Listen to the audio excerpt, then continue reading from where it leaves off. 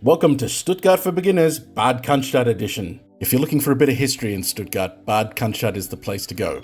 In fact, it used to be a separate community, and it was way more important than Stuttgart. The first to leave their mark on the area were the Romans. That's because the site of today's Bad Cannstatt used to be on the frontier of the Roman Empire. Near the part of town called Hallschlag, there used to be a Roman auxiliary fort, that is to say, a fort manned by soldiers who weren't legionaries, but cavalry. After the Romans packed up and left, the Alemanni came along, and this tribe lived there for a few hundred years until 746, when the Franks, a neighbouring tribe, had them all killed at the blood court of Cannstatt. You're done. As Cannstatt entered the Middle Ages, it became a prosperous centre of trade, and this was helped by the fact that it was on the banks of the River Neckar. Cannstatt exploded in size in the 14th and 15th centuries. In fact, you can still see some of the buildings that were constructed back then. One of these is the Klosterle, which now houses the city museum. It was a beguinage, or a religious community of women who hadn't taken a vow. These women lived together, supported one another, and often acted as a kind of doctor service for the rest of the town. Imagine them pulling up.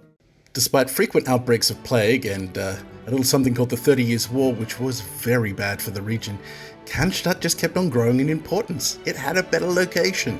Indeed, in 1699, mathematician, scientist and philosopher, one of the most important people of the 17th century, Gottfried Wilhelm Leibniz, suggested to the Duke of Württemberg that they move the capital from Stuttgart to Cannstatt.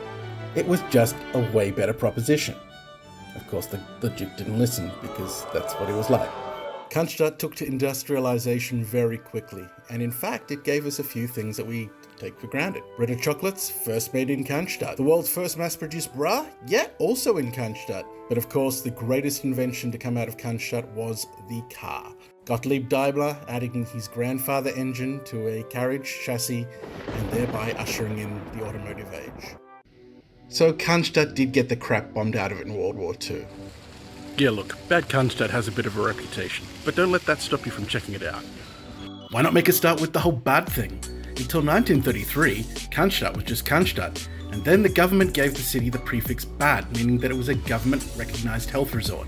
That's because the whole city is on top of a whole bunch of springs, very minerally springs. In fact, Bad Cannstatt has the nickname Sauerwasserstadt, or Sour Water City. So go ahead, bring a plastic bottle and drink out of the fountains. I mean, the locals do so, they swear by it. In fact, after 6 years in Stuttgart, I swear by it too.